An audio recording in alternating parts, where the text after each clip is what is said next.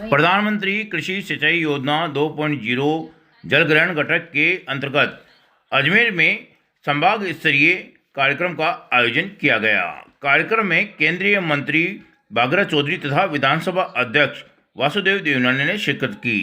महोत्सव में जल, भूमि और जल भागीदारी पर कार्यशाला के माध्यम से चर्चा की गई। महोत्सव के दौरान अजमेर संभाग के सभी जिलों से आई हुई प्रदर्शनियों के माध्यम से जल ग्रहण के द्वारा किए जा रहे कार्यों के बारे में विस्तार से जानकारी दी गई। इस दौरान प्रदर्शनियों के माध्यम से बताया गया कि जल का संरक्षण कैसे किया जाना चाहिए।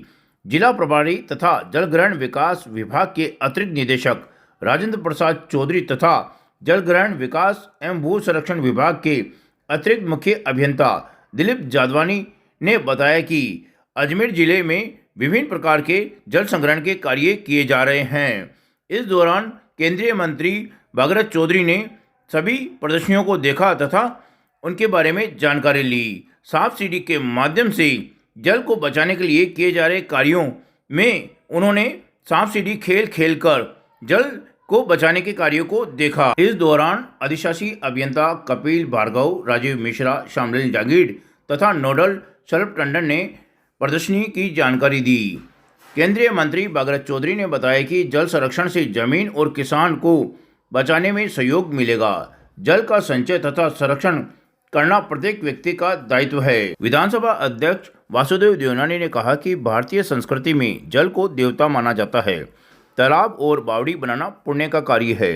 राजस्थान में भूमि के अनुपात में जल कम है, इसलिए यहाँ जल संरक्षण को अधिक महत्व देने की आवश्यकता है। संभाग स्तरीय वाटरशेड महोत्सव 2025 में अजमेर, नागौर, टोंक, भीलवाड़ा, ब्यावर तथा अन्य स्थानों से विभिन्न परियोजनाओं के लाभार्थियों ने हिस्सा लिया। कार्यक्रम में केंद्रीय मंत्री बागरा चौधरी तथा विधानसभा अध्यक्ष वासुदेव देवनानी, अतिरिक्त संभागीय आयुक्त दीप्ति शर्मा, अतिरिक्त मुख्य कार्यकारी अधिकारी शिवदान सिंह ने कार्यक्रम में विभिन्न परियोजनाओं के संबंधित पोस्टरों का विमोचन किया। इस दौरान वाटरशेड द्वारा जारी किया गया कैलेंडर का विमोचन भी किया गया। समारोह में पीरामल फाउंडेशन अजमेर तथा टोंक जिले की डॉक्यूमेंट्री को रिलीज किया गया। संभाग में 2 सर्वश्रेष्ठ परियोजना रायपुर तथा मुंडवा को जल ग्रहण समितियों के पदाधिकारी एवं प्रतिनिधियों को सम्मानित किया गया।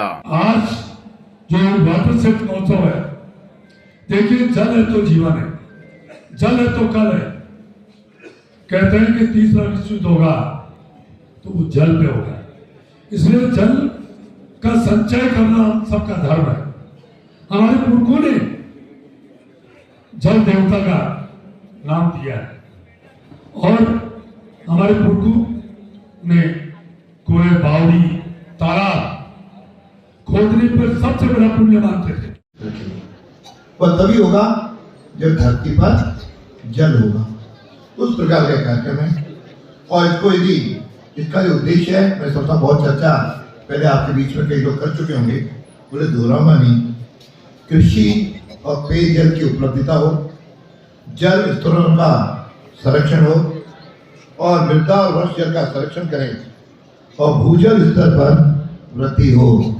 क्यों हम जल का उपयोग तो ज्यादा करने लग गए और जल में हमेशा जमीन से खींचते जा रहे हैं, तो जमीन में पानी आएगा कहां से जब तक अपन उसका वाटर वहां पे अंदर जाएगा नहीं। आजकल शहरों की तरह गांव में भी वॉल टू वॉल अपन सड़कें बनाने लगे हैं। जब वॉल टू वॉल सड़कें डामर की बनेगी या सीसी सड़कें बनेगी, जमीन में पानी जाएगा कहां से, और वो तो बह करके आगे चला जाएगा। इसलिए भूजल के स्तर की वृद्धि करना ये हम सबके लिए आवश्यक है और साथ में ड्रेनेज भी ठीक ढंग से हो, ड्रेनेज लाइन ट्रीटमेंट हो और छोटी बड़ी जो मध्य सिंचाई परियोजनाएं उसकी समय पर मरम्मत भी हो और नवीनीकरण भी हो, तब जाकर के ये सारा जल संग्रहण भी होगा, पेयजल स्रोत का अपना शुद्धिकरण भी होगा। इसलिए मेरा आपसे आवश्यक है कि सारी चीजें, कई बार हम केवल सरकार पर निर्भर न करें। सरकार तो अपना काम कर रही है, भारत सरकार भी कर रही है, राजस्थान सरकार भी कर रही है, लेकिन इसके लिए हमारे स्वयंसेवी संस्थाओं को भी आगे आना पड़ेगा। और कहीं भामाशाह आएंगे, कहीं बड़ी बड़ी इंडस्ट्री और CSR उससे अपन पैसा लें। ये लेकर के हम यहाँ की जो कृषि और पानी से जुड़ी हुई योजना है इनका संरक्षण करने की आज आवश्यकता है। पूरे देश भर में जिस तरह से वाटरशेड महोत्सव मनाए जा रहे हैं, उससे लगता है कि सरकार जल और धरती के संरक्षण के लिए बहुत गंभीर है। सरकार की योजनाएं भी बनी हैं, लेकिन ये योजनाएं बिना जन सहयोग के संभव नहीं होती। इसलिए पूरे संभाग स्तर पर इसके महोत्सव मनाए जा रहे हैं। और आज अजमेर संभाग के इस महोत्सव में भी वो लगता है केवल ये महोत्सव नहीं है, यह हम सब का धरती और जल की सुरक्षा का संकल्प लेने का अवसर है। तो इस माध्यम से हम राजस्थान के विषय में, आज के पहले राजस्थान केवल एक रेतीलो राजस्थान कहलाता रहा है।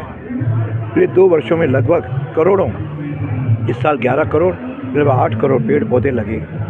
उसके बाद धीरे धीरे अभी कल्पना बनने लगी है कि यह हरियालो राजस्थान बनने जा रहा है।